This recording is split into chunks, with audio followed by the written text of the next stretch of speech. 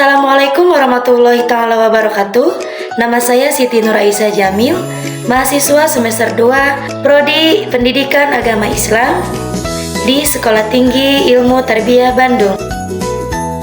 Pada kesempatan ini saya akan mempresentasikan materi tentang hukum-hukum perkembangan. Materi ini penting karena membantu kita memahami bagaimana peserta didik berkembang dari waktu ke waktu. Apa itu perkembangan? Yang pertama, pengertian perkembangan. Perkembangan adalah proses perubahan yang terjadi secara bertahap dan berkesinambungan menuju tingkat yang lebih matang. Perkembangan itu bukan perubahan yang tiba-tiba, tapi proses panjang, mulai dari bayi, anak-anak, remaja, sampai dewasa. Semuanya punya tahap masing-masing. Poin yang kedua, hukum kesatuan organisme. Perkembangan manusia bersifat menyeluruh, fisik, emosi, sosial, dan intelektual saling berkaitan. Kalau satu aspek terganggu, biasanya aspek lain ikut terpengaruh. Jadi, anak itu tidak bisa dilihat hanya dari nilai akademik saja. Poin yang ketiga, hukum tempo perkembangan. Setiap individu memiliki kecepatan perkembangan yang berbeda. Contoh di kelas, kita sering lihat ada siswa yang cepat paham, ada juga yang butuh waktu lebih lama. Itu wajar dan tidak bisa disamakan.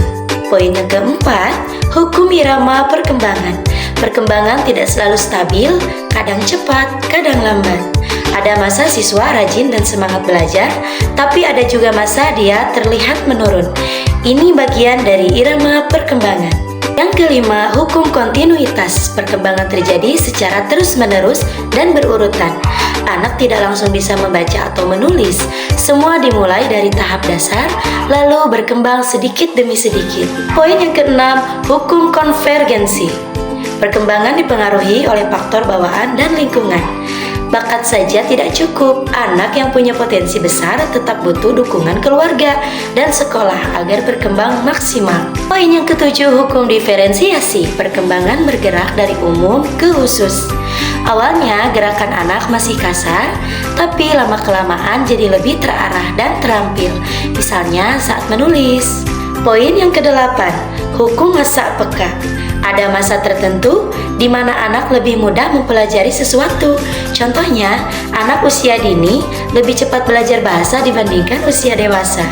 Contoh kasus di sekolah, di kelas 2 SD ada siswa yang belum lancar membaca. Perbedaan tempo perkembangan lingkungan kurang mendukung, belum berada di masa kesiapan. Guru sebaiknya tidak langsung memberi label malas, tapi memberi bimbingan sesuai tahap perkembangannya. Kesimpulan, setiap anak berkembang berbeda-beda. Perkembangan berlangsung bertahap dan berkesinambungan. Guru perlu memahami hukum perkembangan agar pembelajaran lebih efektif. Dengan memahami hukum-hukum perkembangan, guru bisa lebih bijak dan adil dalam mendampingi peserta didik. Demikian presentasi yang dapat saya sampaikan. Terima kasih atas perhatiannya. Wassalamualaikum warahmatullahi taala wabarakatuh.